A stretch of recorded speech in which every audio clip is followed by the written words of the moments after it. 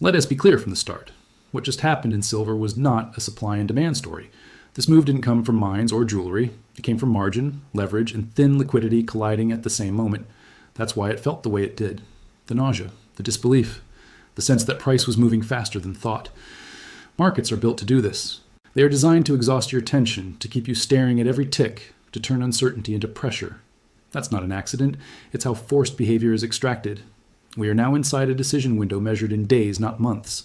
This channel exists for moments like this moment. We measure mechanics. We don't trade opinions. In a minute, I'll show you the one mechanical signal that quietly determines whether this becomes a reset or a launch. The market didn't whisper this week. It showed its teeth. Coming out of that shock, it's important to slow the tape down and replace headlines with structure. When you deconstruct this move, the first thing that stands out is not the direction, but the speed. Price didn't travel, it fell through levels. Volume surged not at highs, but during breaks, which is a classic signature of liquidation rather than discovery. That matters because leveraged markets do not need new information to move. They only need a small change in rules or collateral requirements to force behavior. In a futures-driven market, positioning is stacked on borrowed stability. When volatility expands, that stability is recalculated in real time. Margins rise. Risk models tighten. Suddenly, contracts that were acceptable hours earlier are no longer acceptable now. That's when selling stops being a choice. Open interest doesn't decline because people change their minds. It declines because someone could no longer meet terms. The real damage didn't start with price, it started with collateral. As price pushed into thin liquidity zones, bids stepped back. Gaps formed, air pockets opened. Technical levels mattered, not because they were lines on a chart, but because they were locations where leverage had accumulated. Once those zones failed, the reflexivity loop took over. Falling price increased margin pressure. Rising margin pressure forced liquidation. Forced liquidation pushed price lower again. That is why volatility exploded. It wasn't the cause, it was the exhaust. Underneath that exhaust is the data that matters most. Because the most important number wasn't the drop itself, but what happened underneath it, inside structure and positioning and process. What made this move feel violent was not how far price traveled, but how little consent was involved in the process. There is a structural difference between willing sellers and forced sellers, and markets behave very differently when that line is crossed. Willing sellers negotiate. Forced sellers liquidate. They are not searching for the best bid. They are responding to a requirement. When that shift happens inside thin liquidity, every order becomes louder than it should be. Under stress, liquidity providers don't lean in. They step back. Algorithms widen spreads. Risk systems reduce exposure. That creates the vacuum effect where bids disappear before headlines even form. Price doesn't move through a crowd. It drops into empty space. And in empty space, small orders create large reactions. That is why cascades feel endless. Each break triggers stops. Each stop becomes a market order. Each market order pushes price into the next absence of bids. Speed becomes the weapon. Retail psychology gets compressed into seconds, and emotion is forced to keep up. This is also why rebounds often feel fake in moments like this. When liquidation is active, upside is not driven by conviction. It is driven by pauses and pressure. Brief relief looks like reversal. Then another margin call arrives and gravity resumes. That does not automatically mean a long-term trend has changed. It means balance sheets are under review. There's a difference between a market repricing value and a system repricing risk. They look identical on a chart. They are not identical underneath it. If the nausea you felt was real, that makes sense. Your nervous system was responding to speed, not information. The next stage depends on whether forced selling is finished or merely pausing. And there is one behavior that always appears when liquidation is truly done, because violence in markets is almost always a liquidity story wearing a price mask.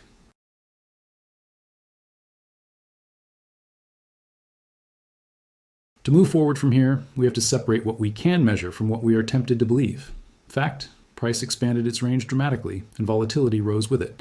That tells us stress entered the system. Fact, volume increased on breaks, not on advances, which is consistent with liquidation rather than accumulation.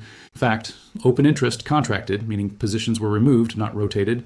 Fact, the future-spot relationship became unstable, signaling that paper flow was dominating the tape. Those are observations. They do not argue with us. They simply report. Interpretation begins when we ask what those facts may imply.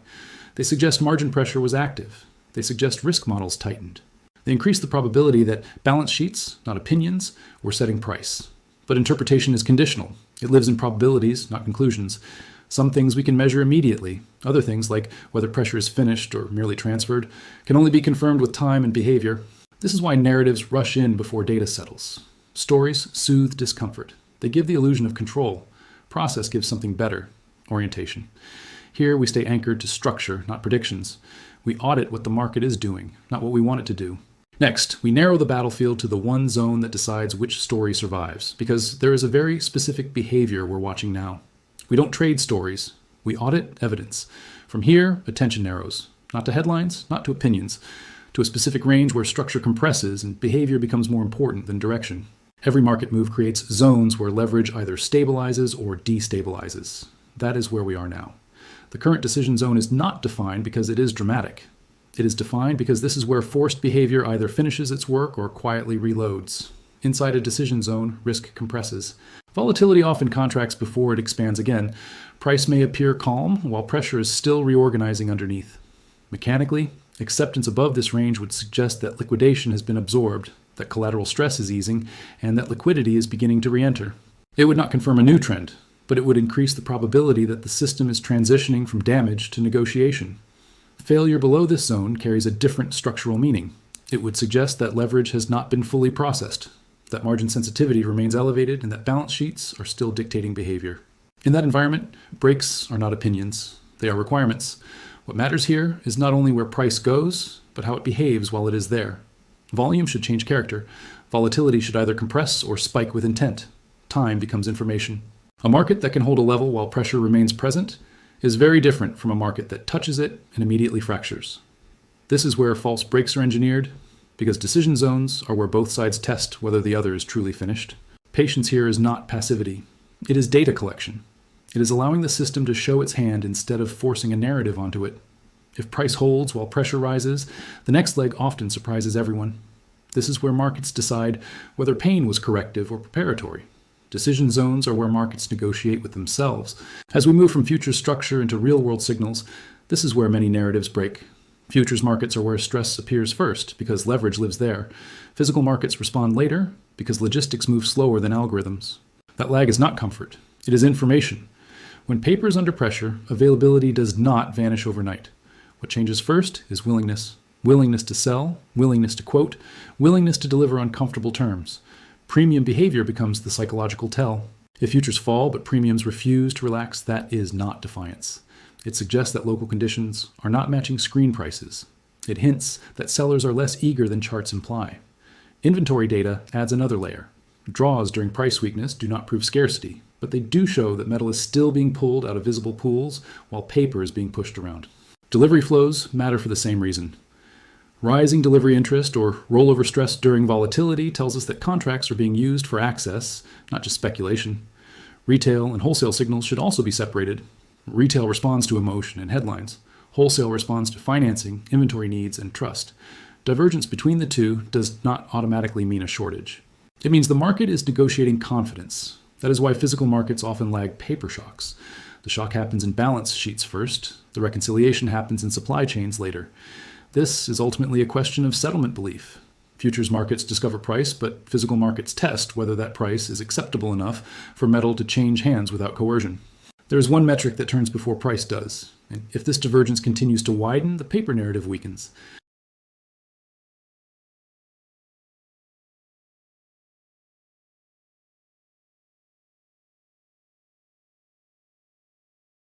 From here, there are only a few paths the structure can reasonably take. And the purpose of laying them out is not to choose one, but to recognize them when they begin to dominate. Markets rarely announce which scenario is active. They reveal it through behavior. The first path is a breakout phase, or what could be described as structural recovery. This would not start with excitement. It would start with stabilization. Price would spend time inside the decision zone without expanding volatility. Open interest would stop falling and begin to normalize, suggesting that forced exits are largely complete and that new positioning is entering on negotiated terms. Premiums would remain firm or quietly rise, even if price hesitates, indicating that physical willingness is not deteriorating alongside paper pressure. Mechanically, this would suggest that the system has finished repricing risk and is transitioning back toward price discovery, not higher by declaration, but higher by acceptance. The second path is the fake-out, or range trap. This is the emotionally seductive one. It usually begins with a sharp rebound that feels like resolution. Liquidity returns briefly, headlines improve, relief enters the tape. But underneath, structure does not heal. Open interest fails to rebuild in a healthy way. Volatility remains elevated. Premiums soften instead of firming. After a short window, liquidity fades again and price finds itself unsupported. What confirms this path is not the bounce itself, but the inability of the market to hold participation and compress volatility afterward. What invalidates it is time spent building structure rather than escaping it. The third path is the washout then higher sequence.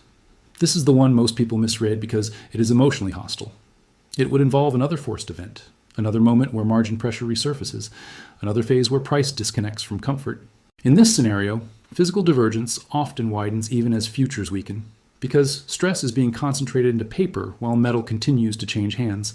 This path is hardest, not because it is most dangerous, but because it demands psychological neutrality while conditions look worst. Now, these scenarios do not arrive labeled. They evolve, they overlap. And early certainty is the real danger because it blinds observers to shifting evidence. The next 14 days will likely eliminate one of these paths entirely. And one scenario depends on a rule lever very few people watch. Good analysis doesn't predict, it prepares. As this structure unfolds, the most important work is not happening on a chart. It is happening internally. Volatile environments have a way of pulling identity into price, of turning every tick into a personal verdict. That is when judgment degrades. Over-monitoring does not create clarity, it creates noise.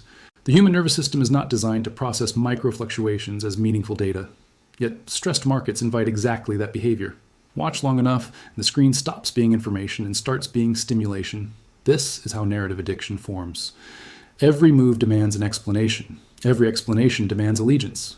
Soon, the goal is no longer understanding structure, but defending a story. Volatility, when framed properly, is not a threat. It is a data stream.